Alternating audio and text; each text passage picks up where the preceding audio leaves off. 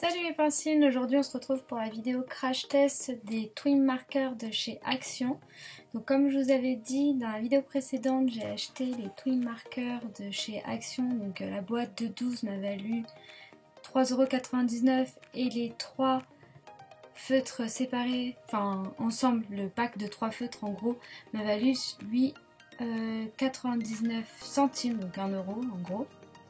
Alors c'est vraiment des stylos, enfin des feutres à alcool qui ne valent vraiment pas cher, donc c'est pour ça que j'ai voulu faire un crash test. Donc il me semble qu'il y en a déjà eu pas mal, mais je voulais moi faire mon crash test de mon côté. Donc déjà on va un peu comparer les feutres. Pour commencer, je trouve qu'ils ressemblent beaucoup au Touch Marker, donc là j'en ai un. En termes de design, donc ils sont tous les deux noirs avec l'embout de couleur coloré tout simplement et un peu l'écriture du même style. Donc je trouve que au niveau du design ils se rapprochent beaucoup des touch markers. Ensuite concernant les pointes, donc comme pour tous les feutres à alcool il y en a deux, une très fine et une autre plus grande et en biseau, donc qui est coupée en diagonale pour les plus grandes surfaces que vous avez à colorier. Ensuite, concernant la forme, ils sont beaucoup plus carrés que ceux que j'utilise d'habitude puisque les Pro Markers et les Copic, eux, sont ronds. Donc la prise en main est comme un stylo classique. Après, je pense que c'est simplement du confort et ça dépend de chaque personne. Donc ça, je verrai simplement à l'utilisation si c'est confortable ou non. Et après, que dire de plus? Je trouve que au niveau des couleurs, donc dans la boîte, moi j'ai eu tout cela sauf les jaunes et les oranges puisque je les ai achetés à part. Et je trouve que la boîte n'est pas très variée en termes de couleurs puisqu'elle a beaucoup de couleurs neutres et très peu de rouge, de bleu et de rose. Donc après, bon, vu le prix, on peut se permettre d'acheter d'autres boîtes ou même les packs de 3 pour agrémenter un peu la gamme de couleurs qu'on peut avoir. Mais c'est ce que j'ai à dire au niveau de ça. Ensuite, en termes de pigmentation, je trouve les couleurs plutôt jolies. J'ai pas à dire grand chose. Elles prennent bien sur le papier. En plus, là, il faut savoir que c'est sur du papier aquarelle. Donc j'avais déjà utilisé des feutres alcool sur du papier aquarelle.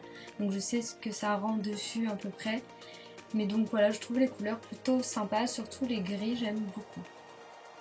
Donc pour le crash test, j'ai décidé de faire deux dessins à peu près identiques.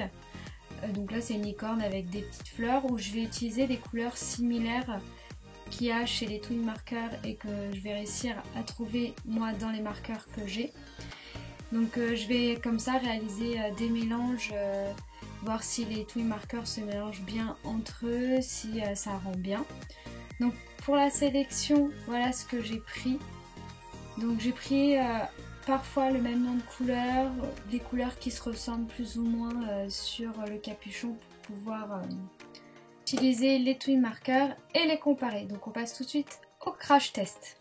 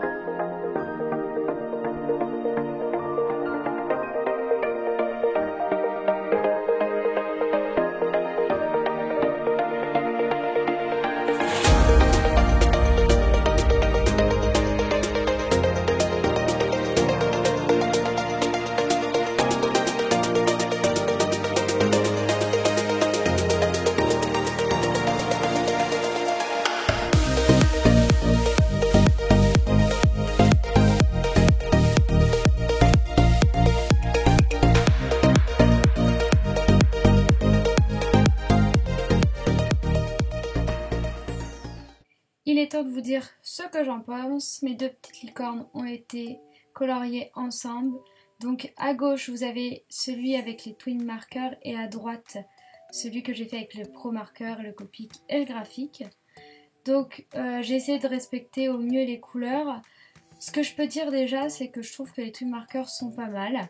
La couleur ressort très bien, c'est plutôt joli et les mélanges se font. Alors c'est pas aussi parfait qu'un pro marker, il n'y a pas à dire vu qu'on voit bien que les couleurs se fondent bien pour le pro marker. Mais pour le prix, franchement, je trouve que c'est déjà pas mal. J'ai fait exprès aussi de fondre des couleurs entre elles qui sont assez éloignées comme le bleu et le orange pour voir ce que ça donne. Et je trouve que c'est quand même pas mal. Ensuite concernant la prise en main, donc le fait qu'il soit carré le feutre, je trouve que c'est pas trop dérangeant sur la prise en main, j'ai pas fait trop attention.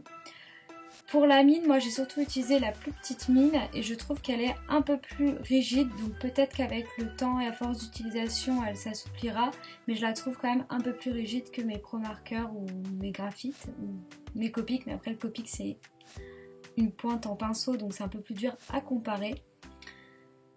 En tout cas, ce que je peux vous dire c'est que c'est un crash test vraiment réussi puisque je trouve que pour des débutants les feutres sont vraiment très bien.